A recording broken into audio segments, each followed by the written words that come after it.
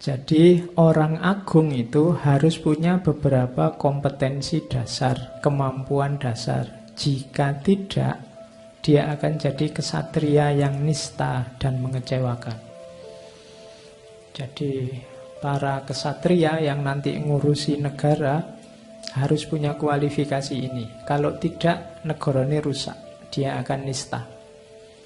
Tidak perlu dinistakan, orang akan nista sendiri.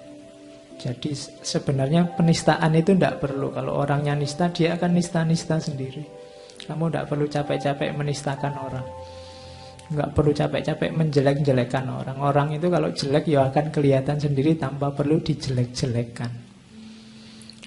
Nah, kesatria yang bagus itu apa? Yang pertama, dia harus gemar menuntut ilmu.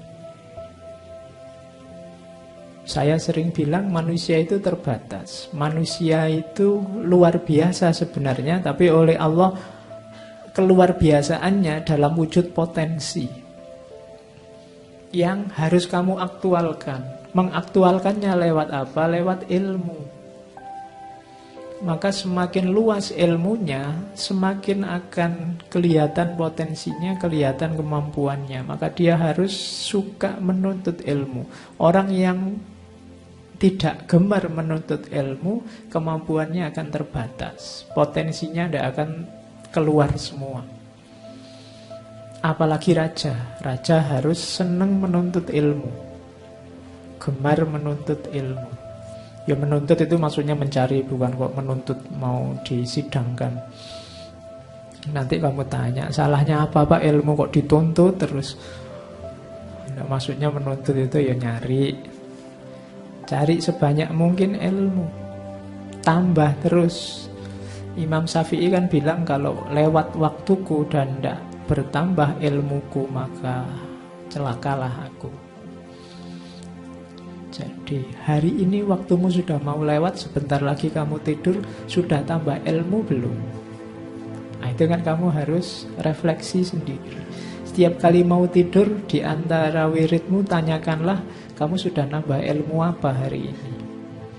Yang manfaat untuk hidupmu, nambah kualitas dirimu. Jadi harus gemar menuntut ilmu. Gemar itu berarti suka, bukan terpaksa.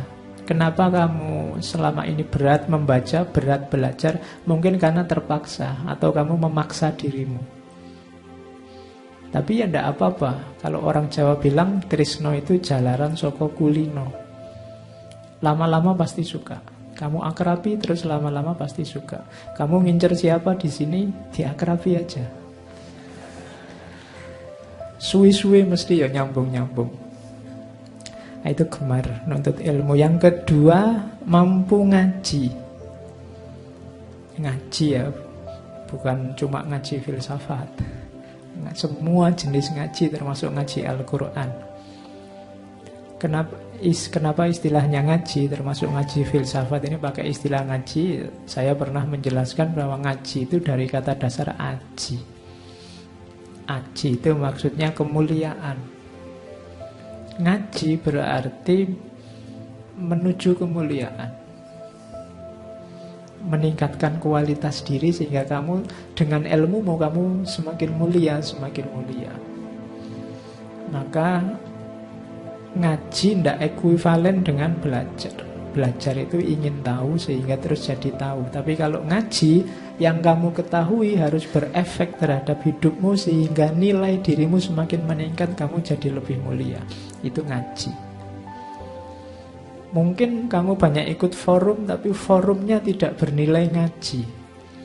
Mungkin kamu hanya dapat informasi dan tidak berefek apa-apa terhadap hidupmu. Itu bukan ngaji. Ngaji itu harus ada efek, kemuliaan dirimu semakin bertambah. Dengan kualitas ilmu yang bertambah, kualitas dirimu juga semakin bertambah. Maka sering-seringlah ngaji.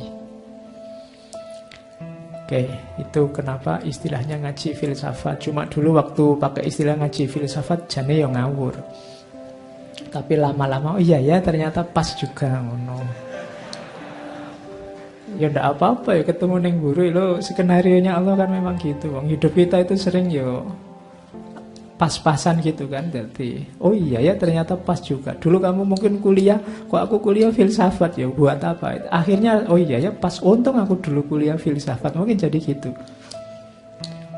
Padahal dulu nggak sengaja pilihan kesekian, nah, sini nggak diterima, sana nggak diterima, ya gimana lagi? Nyari yang mesti diterima lah, yang nggak ada peminatnya kan gitu. Oke. Kemudian kalau itu urusan belajar, mampu membaca. Kalau ini Islami ya Iqra. Membaca yang tertulis maupun yang tidak tertulis, ayat-ayat qauliyah maupun ayat-ayat kauniyah. Pinter baca, terus pinter nulis, pasti ngarang. Makanya raja-raja dulu itu warisan tulisannya juga banyak. Kok sempet ya Pak? Sempet. Pasti bisa. Waktumu itu sebenarnya banyak.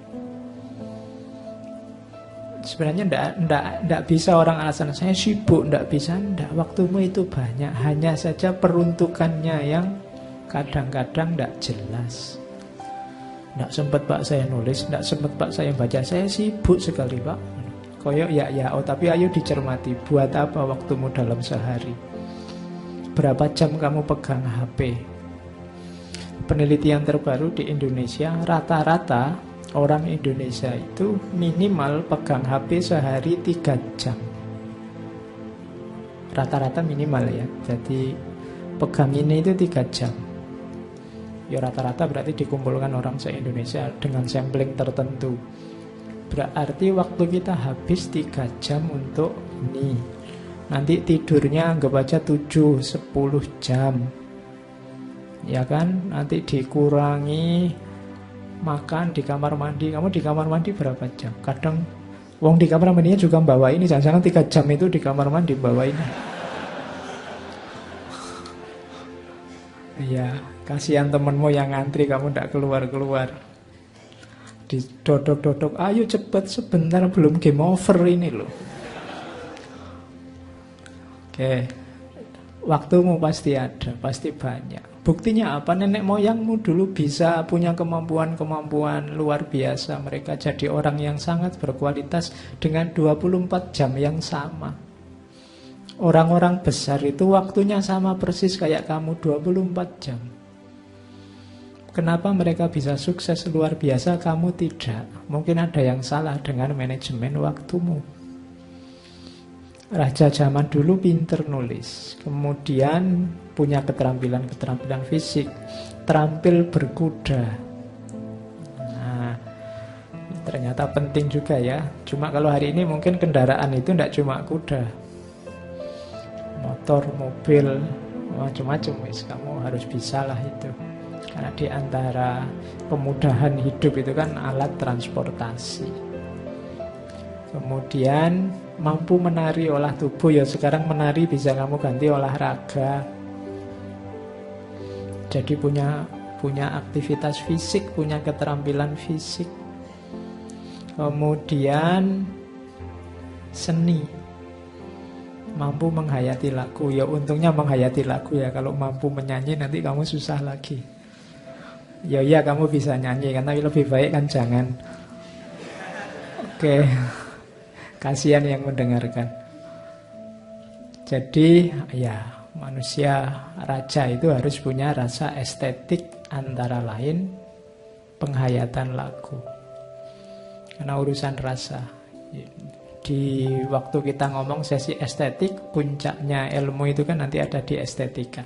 Kapan-kapan kita ngomong lagi per sesi tentang estetika. Kemudian bahasa Jawa kuno ini sama ya. Bahasa itu penting. Kalau zaman dulu ya hikmah itu ada di bahasa Jawa kuno. Mungkin hari ini di bahasa Inggris juga, bahasa Arab juga. Yang penting kamu menguasai bahasa dan narasi-narasi besarnya.